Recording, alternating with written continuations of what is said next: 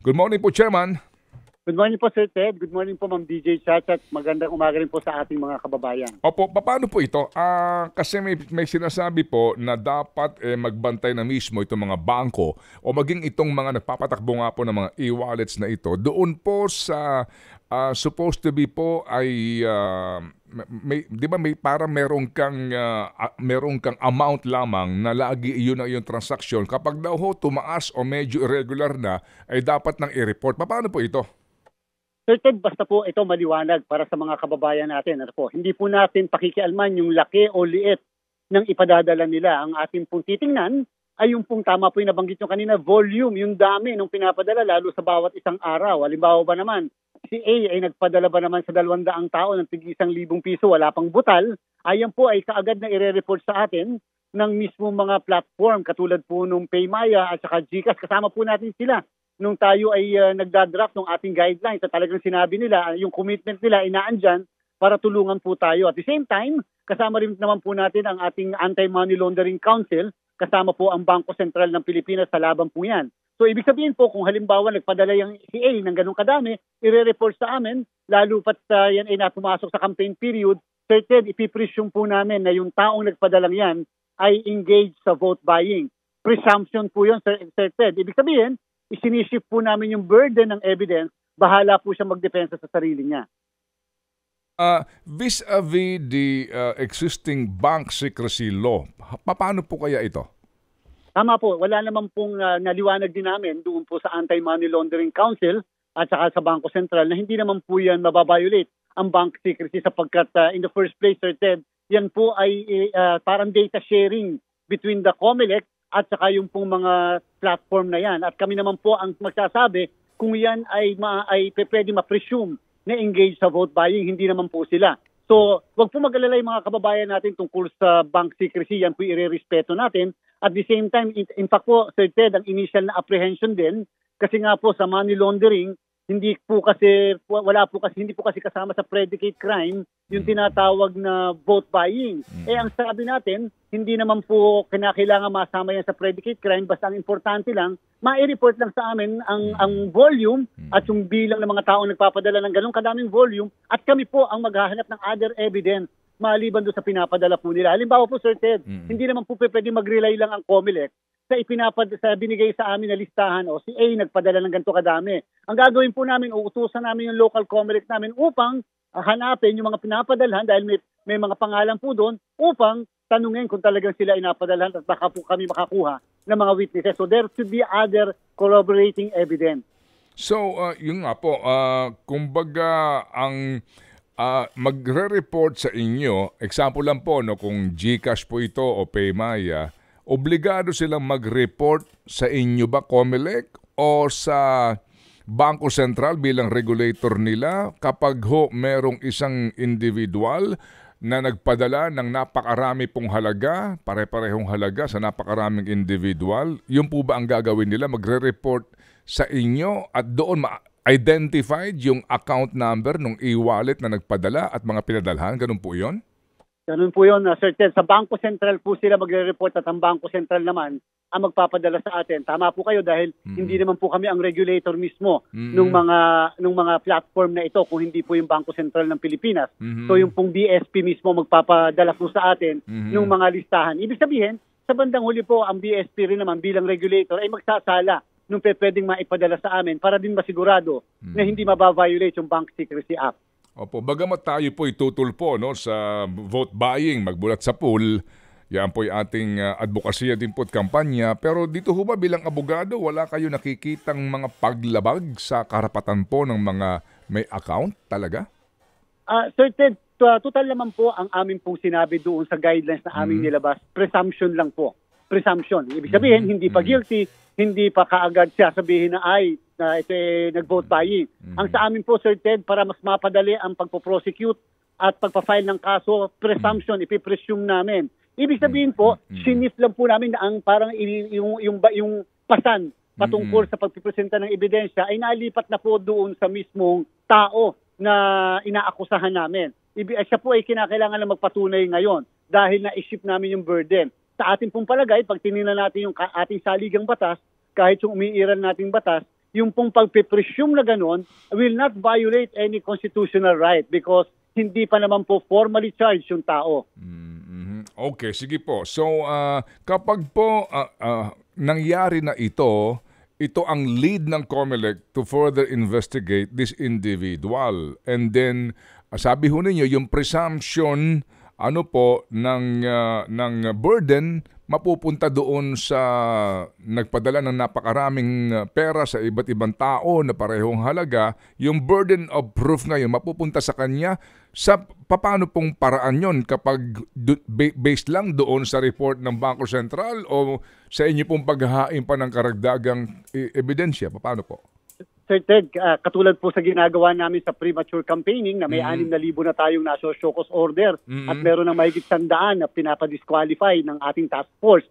Yung pong aming Committee on Contrabigay ay magmomoto proprio po. Ibig sabihin, hindi po kami aasa doon sa complaints lang ng ating mga kababayan na dati in the past po medyo nadidisappoint sila dahil hindi daw na-actionan at saka talagang medyo bumababagal o kaya hindi nabibigyan ng atensyon. Ganito po sa amin, pag nabigyan kami ng listahan na katulad po ng inyong nabanggit mula sa Bangko Sentral, hindi po kami titigil doon sa listahan yun lang. Kasi po kung yun lang basihan, certain it will not pass the scrutiny of the court. Kung yan po yung pagbabasihan natin, papay namin yung information sa korte, sure po ako bilang isang abogado na madidismiss siya ng korte. There should be other evidence other than doon sa pagpapadala lang ng pera sa ating pong mga platform na tinatawag. Kinakailangan meron din halimbawang magsasabi, ako po'y napadalhan, ako po'y na-offeran, ako po'y nabigyan. So yan po, magiging matibay po yung aming ebidensya just to prove na merong vote buying. Kailangan po namin gawin yung certain sapagkat muli yung provision sa vote buying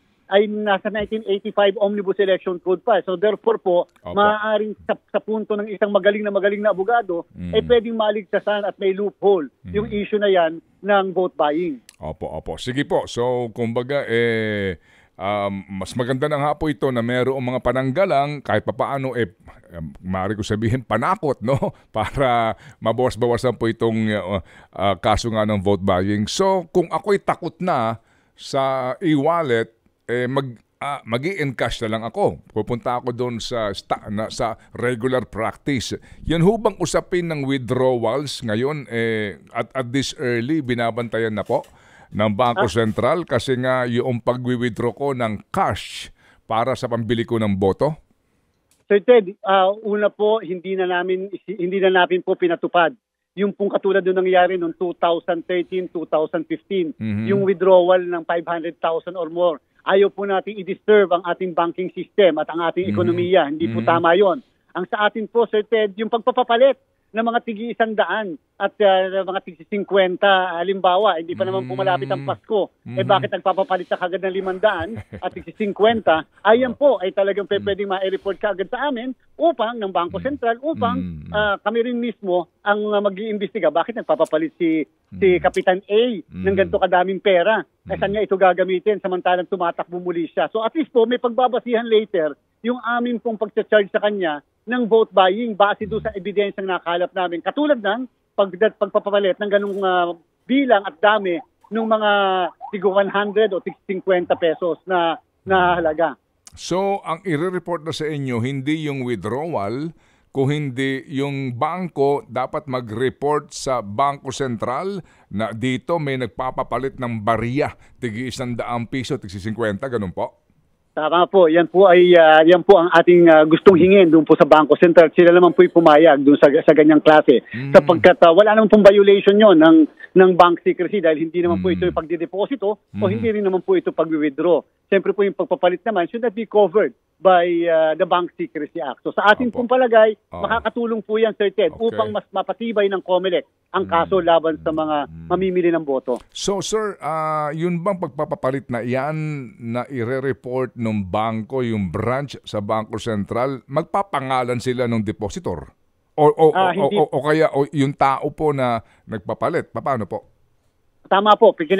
Yan po isasabit nila sa Bangko Sentral at sasabihin kung gano'ng kadami yung volume o yung amount na pinapapalitan at pagkatapos ano yung mga circumstances o yung mga pagkakataong bakit nagpapalit na ganyan upang matrace po namin. Halimbawa, ito yung kanyang address. Okay. Yan yung kanyang nilagay. So kami po naman, hindi namin ipipresume kaagad yung taong yan na engage sa vote buying. Kung hindi, at least alam namin ngayon kung saan kami tututok na barangay, kung saan yan maaaring ipamigay at kung saan yan pwede na maikalat yung mismong mga amounts na yan. Talagang itong vote buying ito, ang dami yan ang naiisip na mga paraan na lamang para talaga masawata ito. Chairman, pwede bang mag-citizen arrest po ang tao, ang mga kababayan natin sa bumibili ho ng boto sa kanilang mga barangay kapag doon sa amin sa lalawigan, di ba, na alam mo na namimigay doon. Pupunta kami doon, grupo kami, at mag-aabot sa amin ng sobre, pati na yung listahan ng mga iboboto namin. Pwede ba namin hulihin sila? Kami lang mismo? Alam niyo po, Sir Ted, sa aming guidelines na nilabas, number 1, pinapayagan natin ang law enforcers na mag-aresto kahit walang warrant of arrest. Dahil dati po sa Omnibus Election Code, bawal po kasi na mag-aresto. Sabi natin, 1985 yun may 1987 Constitution na pinapayagan ang warrantless arrest kapag caught in the act of flagrante delicto na tinatawag. Ngayon po, paano yung tinatawag na mamamayan mismo mag-aaresto? Hindi ba namin ini-encourage ang ating mga kababayan? Opo. Nilagay po natin sa guidelines sapagkat alam niyo po, na base po sa Rule 113 ng Rules of Court, pinapayagan mismo ng Korte Suprema ang citizen's arrest. Basta ba pagka na-aresto mo, dadali mo kagad sa pinakamalapit na istasyon ng pulis. So, ibig sabihin, at least alam ng mga mamimili ng boto, pwede pala silang arestuhin pagpasok sa compound. Huwag nyo nang palabasin at arestuhin na yung namimili na yan, dalhin na kaagad natin dyan sa mismong presinto ng pulis. So, pwede palang gawin ng sino man pong mga magkukusang manghuli ng namimili ng boto sa kanilang mga barangay? Pwede po. Nasa ating pong guidelines yan na nilabas para sa palabanan ang vote buying. Okay, sige po. So far, sir, ngayon po ay 17 days to go before the barangay elections. Everything is set as far as COMELEC is concerned? Tama po, Sir Ted. Kung napansin niyo po, medyo malinis ang buong Pilipinas. Walang mga nakatarpulin, folletos, walang nagkalat, parang walang kandidatong umiikot. Wala po halos parang walang eleksyon. Tayo po'y natutuwa sapagkat sumusunod yung nakararaming mga kandidato. At ngayon po, 6,000 na po yung nasa Showcause order natin dahil sa premature campaigning. At sabi ko nga po sa inyo, umasa kayo, Sir Ted, bago mag-October 30, madami madidisqualify dyan dahil sa premature campaigning. At sa kasalukuyan po, halos 70 pa lamang yung atin naman pong nakakalap na ebidensya para sa vote buying. Sobrang kakunti po yun.